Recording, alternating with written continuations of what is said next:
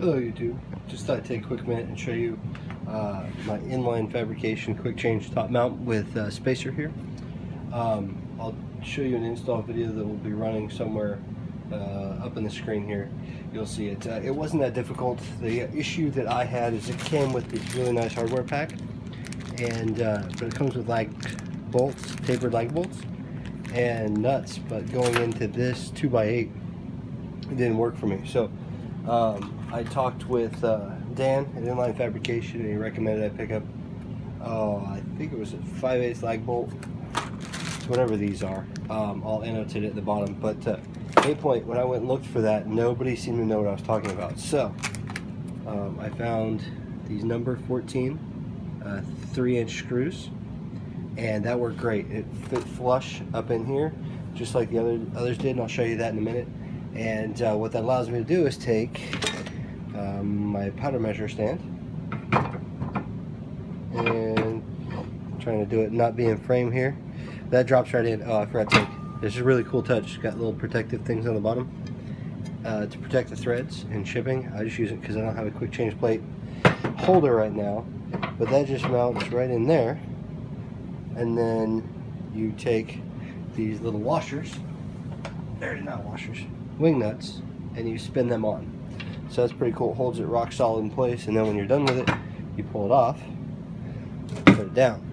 The other product that I got that I'll show you real quick here is for my single stage press. Oops. Oh, protective bumpers got caught in there. This is what Dan calls his auto shoot. And so when you put a piece of brass, let me move you over a little bit here, and put a piece of brass in here, that little thing just kicks out the brass. It's pretty cool. It goes down the chute. The only issue I had with it, and I talked to Dan about this beforehand, is if you can mount your dies, right there, and he said you can't use it if you have if you use the flush mount plate, because there's just no room. So I've got these Hornady quick bushings, and they still don't fit. Knowing that the bushing wouldn't fit in there, Dan recommended that I get some bushings, or little spacers, to bush it out. So he custom made these for me. The problem is, and they just kind of sit there,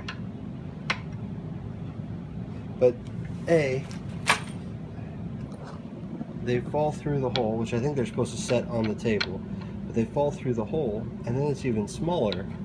So this quick change die, as you can see, doesn't fit at all. So you know, if you plan on getting this kit, which I recommend it still, if you've got the quick change bushings especially, or you're going to flush mount it, just don't worry about it.